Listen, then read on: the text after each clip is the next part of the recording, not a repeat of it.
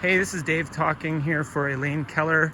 I'm in St. Andrews Estates today. It's a Sunday, kind of early evening, and taking a little walk towards what's called the Fraser Woodlot. So this is Ridgewood Crescent, and just down the hill is this sort of forested area, green space. Not too big, not too small. It's very hilly. As we were mentioning earlier, just before we started filming, that this was the St. Andrews Estates was a golf course like 50 years ago, and now it is a suburb with some sort of hills. As you can see, we just came down this hill, but you could picture maybe 50 years ago there would have been some nice ranges here for golf. I'm here with local resident Bob, and would you remember the name of the golf course, Bob?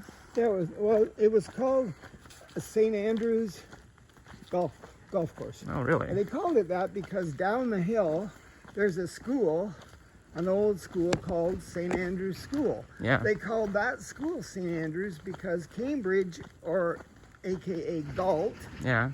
the one of the three municipalities in the city of Cambridge. There's Galt, Preston, and Hespeler.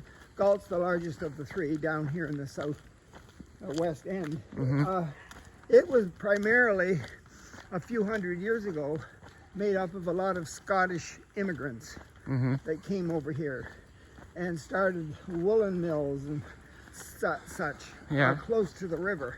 So a lot of Saint Patrick's and Saint Andrews and Saint things. Saint everything. Yeah, it Saint doesn't Greg's. mean that Saint Andrew's School down the hill here is Catholic. It just not. means it's Scottish. Yeah. So this is St. Andrew's Golf Course 50 years ago. Yep, and this has been here for a while, and House for sale. house for sale, not by Elaine, so but still great to see some houses for sale here. This is a very nice neighborhood, pretty quiet. Yeah, And so at the edge of the slope here, heading down toward the river, they left a green space so that the residents of this subdivision could go for walks in the forest. And the Fraser Woodlot here, they call it, is only about 2 acres in size. It's not that big, but it's very pretty. yeah, once you're in it, it basically has some trails you can follow. And there's also an elementary school called Tait Street, Yeah. T-A-I-T, Tait Street Public School, kindergarten to grade 6. And it's been here approximately 50 years. It has. And so they've been, there's a, someone sort of maintains the city, I guess, maintains these sort of trails, but, and we're entering the Fraser Woodlot right now. Yeah, and if you notice, we're in the Carolinian forest zone. So this is an example of a Carolinian forest. Yeah.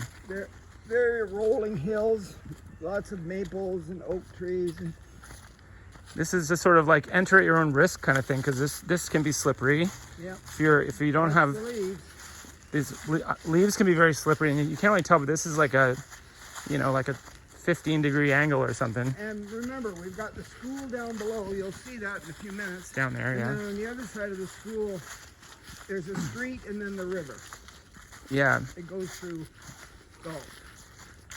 So You could live just up above the river in a nice subdivision. Check out the houses that are on the edge here, Dave.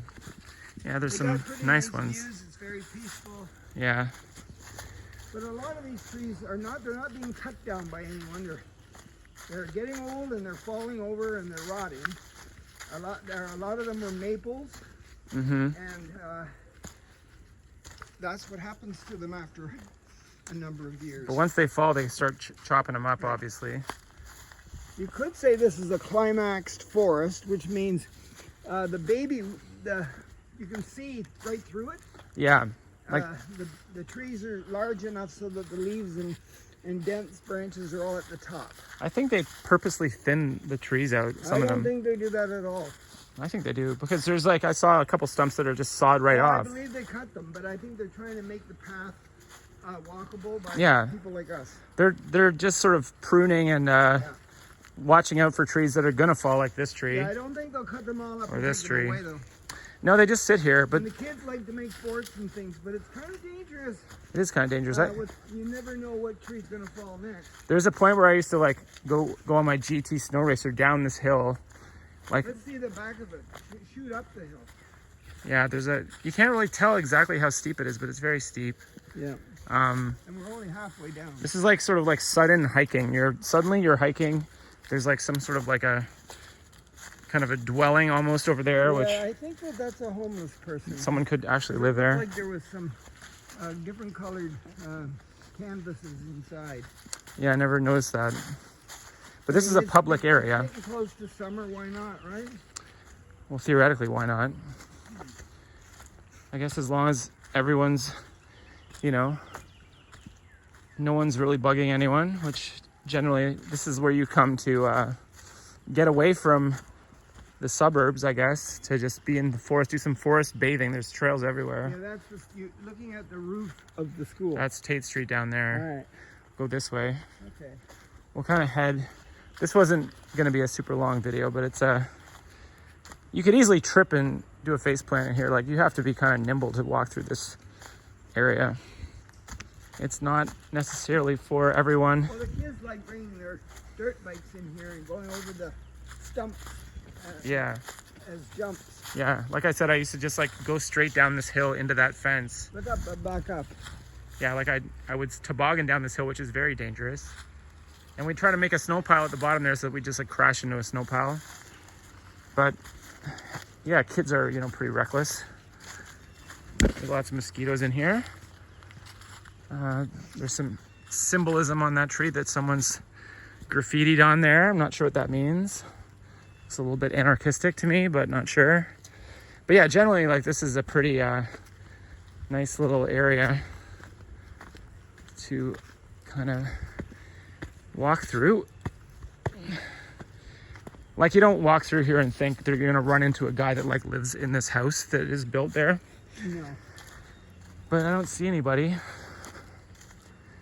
And there's neighborhoods like right there. And it's relatively garbage free too, even though Relatively. a lot of people walk through here with their dogs and their children. Yeah. Right, especially it's a shortcut to the school too. Yeah. We're heading over to Culham Drive, which is the hill that, there's sort of like it's sort of a bit of a mountain, but it's a ridge. Ridgewood, it's called. Yeah, the river's down there. River's down there. The east side of town's across the river over there. You get a good view here. This is like a nice vista. Sometimes if you really know your trees, if you look for willow trees, which are the bright green ones over in the distance, they like to grow along the river. Yeah. So that's where the river is. Yeah, for tree lovers, this is quite a nice place. We had there was like an ice storm a few months ago, and you could hear the trees cracking in the night, because these trees are, some of them are primed to fall. You wouldn't want to be in here when there's a storm going on, because the trees easily. I saw a raccoon climb into that tree over there. Where? There's a hole in that tree. I just saw a big. Oh, I see. There, I see him right now. I'm looking at him. See if we can get him on the videotape or the whatever, the phone.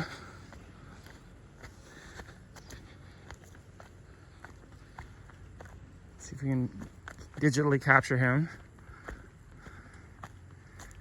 But yeah, I come in here just to, like, when I'm stressed, if I'm in the area, I waltz in here. He's in that hole. I just saw his tail fly in there. So there's a raccoon den up there. Yeah, one time I was in here and this was like a muddy slope, and I kind of like had to hold on to these twigs in order to like make it down it, because it can get very slick in here. You'll see the skunk cabbage growing. See the green down here? Oh yeah. All throughout there? That's skunk cabbage. They call it skunk cabbage. Yeah. And it grows in May. It's a spring starter. Mm-hmm. It's perennial, and that it'll be there next year, and more of them. Yeah, and so we're coming to the, actually this is the entrance of the Fraser Woodlot, and There actually is a sign that says that this is the Fraser Woodlot, so gonna find the sign to show you that this isn't just a random forest. It's on the map somewhere. There it is, Fraser Woodlot, maintained by the city. The bikes, people bikes, 0.4K over to Grand Ridge. Trail information, it's recreational, asphalt, trail and wood chip surface. I don't know about asphalt. I didn't see any asphalt. Maximum running slope, 10% or Look less. at this Or, sign over here about the coyote. oh yeah, the coyotes. Don't feed them. They do hang out around here. Like in the summer, you can hear them baying in the distance. And I've seen them. I've run into them occasionally when I'm in this neighborhood. Like on roads like this, they'll just be sauntering around. One time, one followed me up the hill, and then it disappeared. But yeah, there's like foxes, coyotes, all sorts of kind of critters. Like the flat roofed house there, That's a nice one. or the one on this side that looks like it's On an angle, but it's not. Yeah, this one's like the optical illusion house. And yeah, so this is like, we're gonna head up the hill and catch you next time.